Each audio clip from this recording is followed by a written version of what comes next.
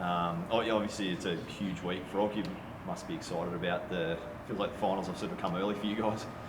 Yeah, definitely. Obviously, how tight the ladder is from last week. There was sort of no room for error, no room to move. So it was great the way we played last week, and we've got to try and do it again. We clearly want to be playing good footy and be in good form, and we also are chasing a result to get us a top 4 spot. So very exciting game. That's probably the big question, right? How do you bottle it? Because you've been on this week on, week off sort of win-loss for quite a while now. Yeah. Well, I mean, most of our stuff really comes down to effort and attitude, and throughout the year, the games we've lost generally, obviously the opposition play better than us, and credit to them, but we feel like sometimes we probably haven't turned up mentally. So you'd like to think this close to finals that won't be the case, and obviously we've got a bit to play for with Zorko's 300th and Charlie's 250th this week, which sort of adds to it as well. So very exciting week. Do you think playing another team that's got a chance to finish high helps in that sense, rather than playing a team down down the bottom, sort of helps with you guys to make sure that you stay lift? Yeah, I mean, if you probably look at our season, that's definitely been the case, and certainly at the Gabba, we've probably had some pretty average performances. So, but I think it's more now, like, we know we've got to play well. After this week, you get a week off, so you need to carry some form into September. Premiership last year showed that. You want to be in form at the right time of year. So, that's what we're aiming to do. Obviously, Hawthorn seem to be playing really well themselves. They play a very exciting, attacking sort of game. So, it should be a really good contest. The Gabba form, I know it's been a talking point since the middle of the season. You lost your last game there as well.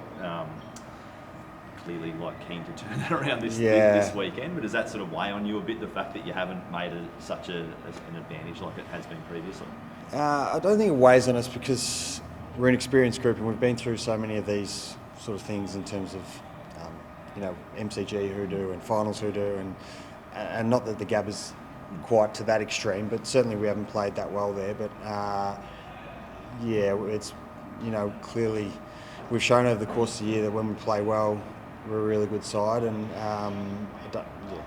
very confident the ground doesn't have anything to do with it. We want to put on a pretty good show for our fans this week, and as I mentioned, for the guys playing their milestones. What about Zorks? Ryan, you know him very well. How do you sum up the impact he's had at the club? Yeah, well, I guess he's going to go down as one of the legends of the club, really. He's won 5 best and fairest. I don't know how. Obviously, Blackie played 300. Marcus Ashcroft 300, and that's about it, I think, for our club. So, amazing career, considering he also started a couple of years later. And the last couple of years has been a real pleasure having him in the back line. Probably I didn't know when he moved there whether it would work out, but his attacking weapon is and his kicking is just phenomenal. So his ability to make a quick decision and hit a kick, so it's lots of fun to play with.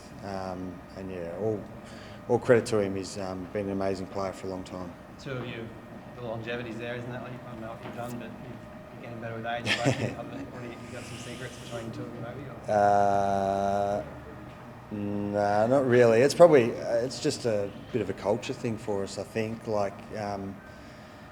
Fags, we're playing in a good team, which helps, so you can sort of just slip in and do your thing, and it's lots of fun around here.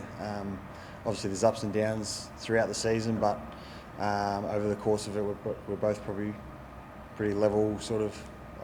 He might not actually be a level-headed guy, but I don't know how he's done it, but he doesn't look like stopping anytime soon, that's for sure. Last year you were telling us how the two of you and Joey used to catching up with Harris to yep. sort of the 3 wise men kind of. Is that you still having those chats? Or? Yeah, we still do that.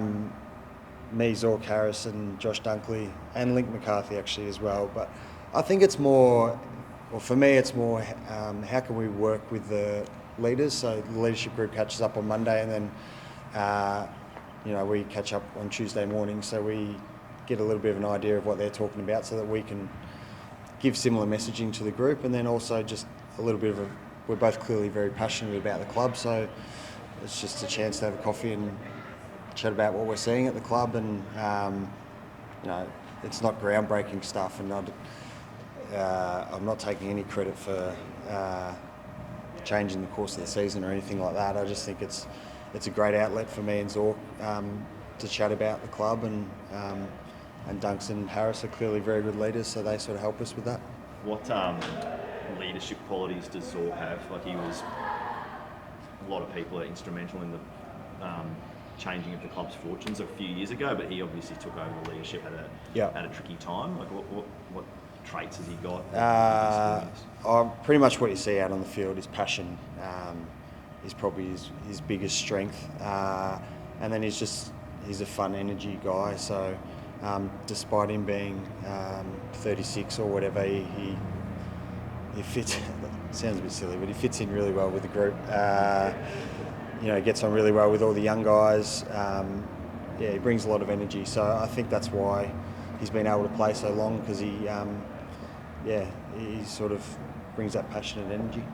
When you said before that when he first came to the back, you were a bit sort of, he didn't know if it was going to work. Yeah. Because, your teammates, because of the family thing too, did he come sort of, come to you and ask for some advice about how to play at the back at all? Absolutely not.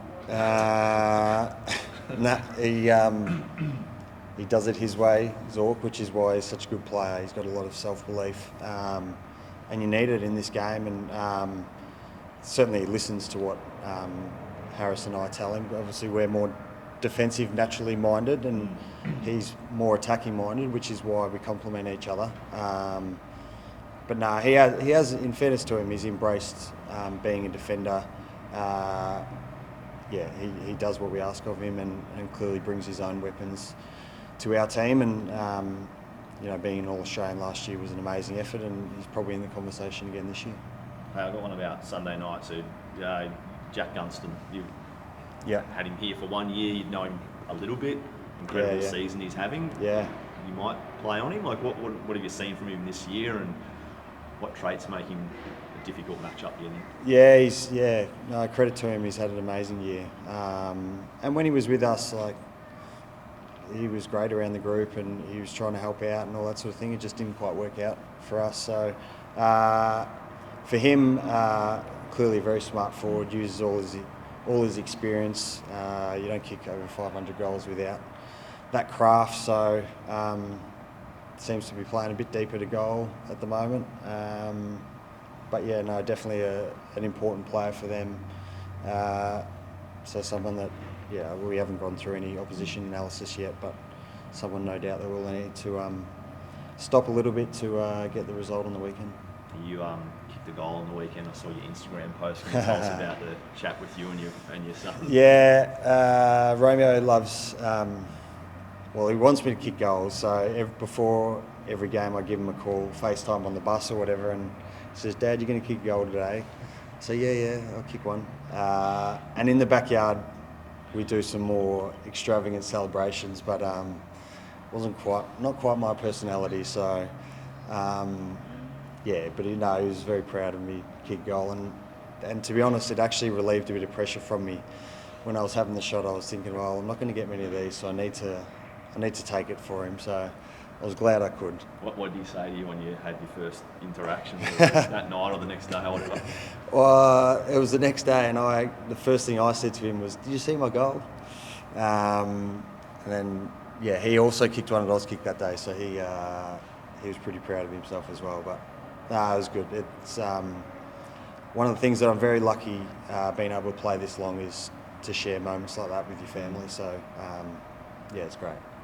I guess good news that Jared's injury is not as bad as what was first feared, but a bit bad about Eric's calf. Especially for a game that would have been to 200. Yeah, I know.